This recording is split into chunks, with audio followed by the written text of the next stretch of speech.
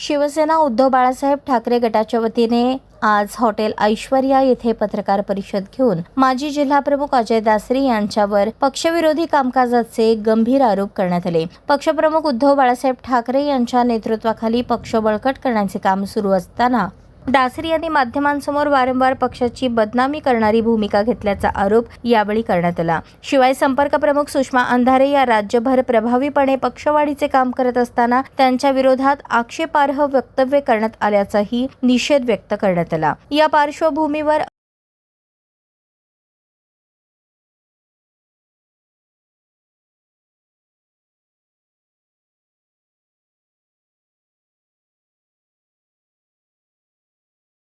त्याच्या हाताखाली काम करतो। तो शहर प्रमुख होता, 2 वेळा जिल्हा प्रमुख होता। असं असताना गेले 25-30 वर्ष पद भोगून तो आमच्या शिवसेनेच्या संपर्क नेत्या माननीय सुषमाताई अंधारे त्यांच्यावरती आरोप करतो की ज्या महिला असून पुरुषापेक्षा जास्त वेगाने जे काम करतात, महिला अत्याचार असू द्या की महाराष्ट्रातील सत्ताधाऱ्यांचा भ्रष्टाचार असू द्या, त्या चांगल्या पद्धतीनं महाराष्ट्रात मांडत असताना देशातील नव्हे तर महाराष्ट्रातील तळागाळातील लोकांना त्या प्रिय आहेत। सोलापूर जिल्ह्यामध्ये संपर्क प्रमुख नेमल्यानंतर त्यांनी सर्व पदाधिकाऱ्यांच्या बैठक घेतल्या, सर्व मतदारसंघाच्या बैठक घेतल्या आणि प्रत्येक पदाधिकाऱ्याच्या अडचणी जाणून घेतल्या की प्रत्येक तालुक्यामध्ये काय अडचणी आहेत, दुसऱ्या जिल्ह्यामध्ये काय अडचणी आहेत, पदाधिकारी काय केलं पाहिजे। की ज्याला आपण 2 वेळा जिल्हा प्रमुख केलं, 1 वेळा शहर प्रमुख केलं, त्यांनी सोलापुरामध्ये कुठलीही संघटना वाढवली नाही, जातीजातीत भांडण लावायचं काम केला आणि या महापालिकेचे रिझल्ट बघता तुम्ही 0 रिझल्ट आहे। गेल्या महापालिकेला मी शहर प्रमुख होतो आणि हेच पदाधिकारी होते, 21 नगरसेवक आले होते। 92 ला 1 नगरसेवक होता, त्याच्यानंतर गेल्या महापालिकेत 21 नगरसेवक असं चर्चा कामाला सोलापूरचा की जेणे संपूर्ण महाराष्ट्रामध्ये पश्चिम महाराष्ट्रामध्ये सगळ्यात जास्त नगरसेवक सोलापूरचे नगरसेवक आहेत।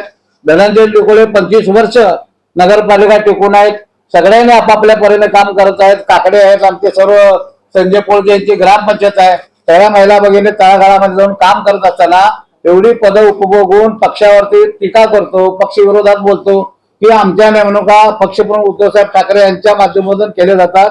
या सर्व नेमणुका सामनामधून प्रसिद्ध होत असतं, परंतु ह्या गाढवाला सगळं माहीत असून सुद्धा पक्षाच्या विरोधात बोलतो, पक्षाच्या विरोधात गरळ ओकतो की जेणेकरून सुषमाताई अंधारेचं नाव कुठेतरी खराब करण्याचं काम करतो। मी बघतो ताई आल्यापासून सर्व जाती धर्माच्या अधिकारी सर्व लोकांचा आम्हाला फोन येतात की एक धाडसी नेत्या तुमच्यासाठी नेमलेले आहेत, त्या धाडसी नेत्यांचं आम्ही स्वागत करतो आणि सोलापूर जिल्ह्याची शिवसेना बळकट करण्यासाठी आम्हा सर्व पदाधिकारी हातला एकही पदाधिकारी नवा नाही, एकही पदाधिकारी म्हणजे बाहेरून आणलेला नाही। अशा षंडांची आम्हाला शिवसेनेत गरज नाही। आम्ही शिवसेनेच्या सर्व पदाधिकाऱ्यांच्या माध्यमातून आम्ही अशी मागणी करतो माननीय उद्धवसाहेब ठाकरेंकडे की अशा षंडांची पक्षातून हकालपट्टी करावं।